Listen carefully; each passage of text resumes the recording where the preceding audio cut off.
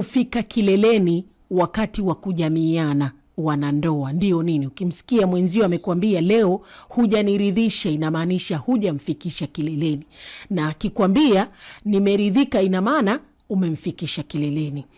Ama kileleni kwenyewe, kufikisha kileleni hasa inamaanisha nini? Ni ile hatua ambayo mtu hupata hisia kali ya raha ya kingono, hasa baada ya msisimko kuongezeka wakati ule wa tendo. Sasa basi, utajuaje kwamba mwenzako amefika kileleni ule wakati wa tendo? Kuna wakati ule wa mtezo, kuna baadhi ya dalili ambazo ukiziona kwa mwenzako utajua kwamba huyu basi amefika bahali yake. Kwanza, huwa anahisi utamu uliopitiliza kiasi kwamba wengine, huwa hasa kwa mwanamke, wengine mpaka yani anaishiwa nguvu. Ukimshika mkono hivi unajiachia, ni kichwa ukikipeleka huku kinaenda. Ule utamu anauhisi mpaka nguvu za mwili zinamwishia.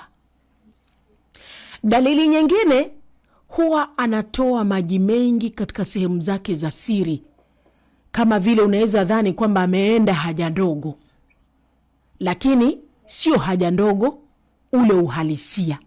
Na hapa sio wanawake wote wenye hutoa haya maji, ni baadhi. Kwa hiyo usihisi kwamba mkeo hajawahi toa hayo maji paka akalirowesha godoro ukaanza leo basi lazima patachimbika. Hapana, sio wanawake wote. Tumeumbwa tofauti.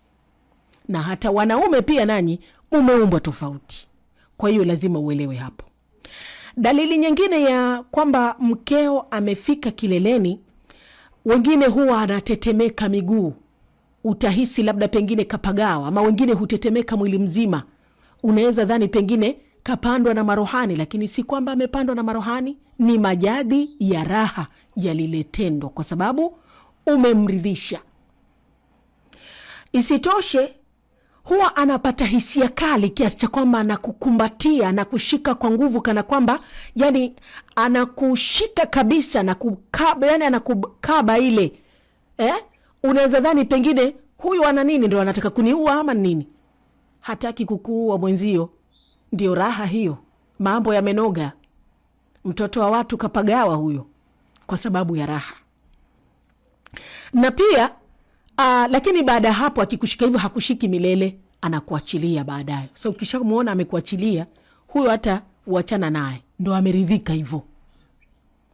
Isitoshe, wengine huwa anatoa miguno na unyende ile ya kimahaba.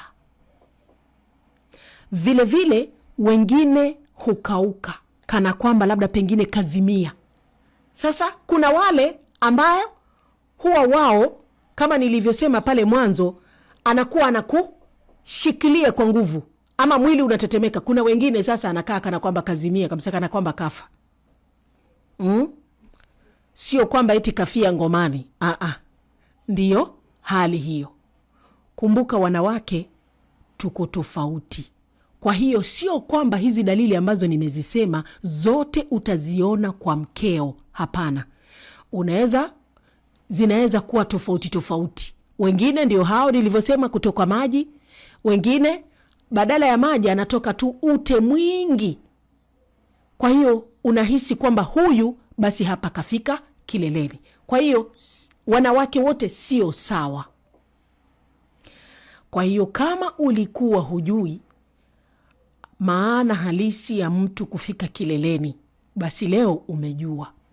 Sasa ni wewe, nadhani hapo ulipo, kama wewe ni mtoto wa kike, unajijulia wewe mwenyewe ukifika kileleni huwa unakuwa vipi.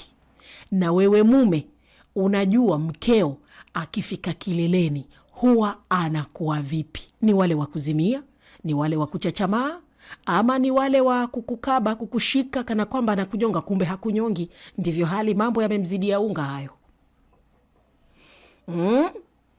Mambo ya mtu na mtuwe haya. Mo Radio 88.2 FM. We are in charge.